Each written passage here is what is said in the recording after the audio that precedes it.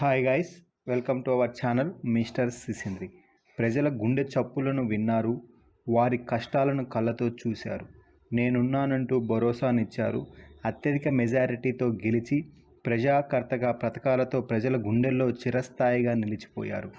ఆయనే మాజీ సీఎం దివంగత నేత వైఎస్ రాజశేఖర్ రెడ్డి. నేడు ఆయన 75వ జయంతి సందర్భంగా ఒక స్పెషల్ స్టోరీని మిస్టర్ సిసింద్రి ఛానల్ మీ ముందుకి తీసుకువచ్చింది. ఇక అసలు విషయంలోకి వెళ్తే, డాక్టర్ వైఎస్ రాజశేఖర్ రెడ్డి గారు 1949 జూలై 8న వైఎస్ఆర్ కడప జిల్లా జమ్మలమడుగులోని సిఎస్ఐ క్యాంప్బెల్ మిషన్ ఆసుపత్రిలో జన్మించారు.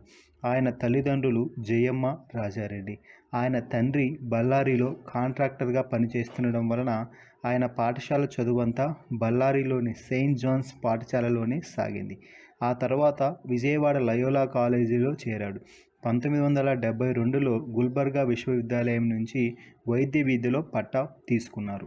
ఇక శ్రీ వెంకటేశ్వర వైద్య కళాశాల తిరుపతి నుంచి హౌస్ సర్జన్ పట్టా కూడా పొందడం జరిగింది. ఇక రాజశేఖర్ రెడ్డి గారికి విద్యార్థి దశ నుంచే రాజకీయాల వైపు ఆకర్షితుడై ఉండేవారు. రాజశేఖర్ రెడ్డి గారు ఎస్విఆర్ కళాశాలలో పనిచేస్తుండగానే అక్కడ హౌస్ సర్జన్ సంఘం అధ్యక్షుడిగా ఎన్నికయ్యారు. తరువాత కొద్ది రోజుల పాటు జమ్మలమడుగులోని సిఎస్ఐ క్యాంప్బెల్ ఆసుపత్రిలో వైద్య అధికారిగా పనిచేశారు.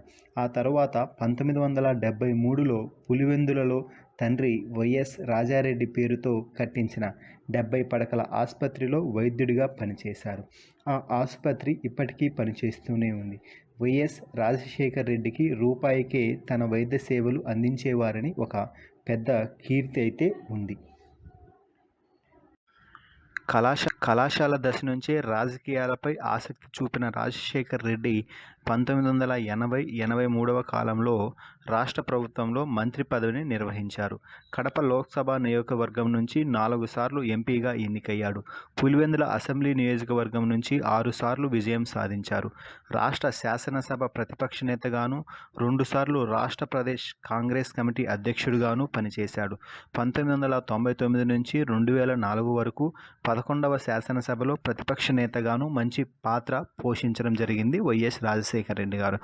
ఇక వైఎస్ రాజశేఖర్ రెడ్డి ప్రతిపక్ష నేతగా ఉన్న సమయంలో ఉమ్మడి ఆంధ్రప్రదేశ్ వ్యాప్తంగా 1467 కిలోమీటర్లు పాదయాత్ర చేసి అప్పట్లో సంచలన విజయం అందుకున్నారు. 2003 వేసవి కాలంలో ఆయన ఈ పాదయాత్రని చేపట్టడం జరిగింది. ఆ సమయంలో రైతులు, పేద విద్యార్థులు పడుతున్న కష్టాలను చూసి ఆయన చెలించిపోయారు.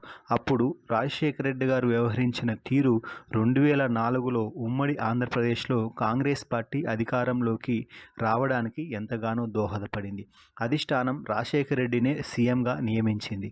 దీంతో అధికారంలోకి వచ్చిన తర్వాత ప్రజల కోసం రాజశేఖర రెడ్డి అనేక పథకాలనైతే తీసుకువచ్చారు. వాటిలో ముఖ్యమైనవి ఆరోగ్యశ్రీ, ఫీజు రియంబర్స్మెంట్, రైతులకి ఉచిత విద్యుత్ లాంటి ప్రజాకర్షక పథకాలు ఎన్నో ప్రవేశపెట్టారు. 108, 104 సేవలతో ప్రజలకు వైద్య సేవలని మరింత చేరువ చేశారు.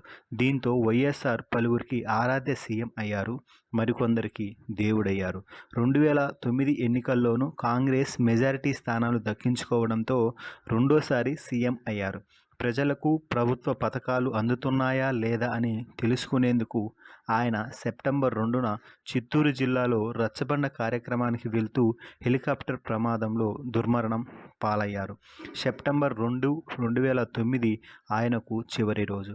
ఆయన మరణంతో ఎందరో గుండెలు ఆగాయి. రాష్ట్రమే కాకుండా దేశమే ఆయన కోసం రోదించింది. ఇప్పటికీ కూడా వైఎస్ రాజశేఖర రెడ్డి అంటే ఎంతోమంది మనసుల్లో ఒక స్థానాన్ని సంపాదించుకున్నారు.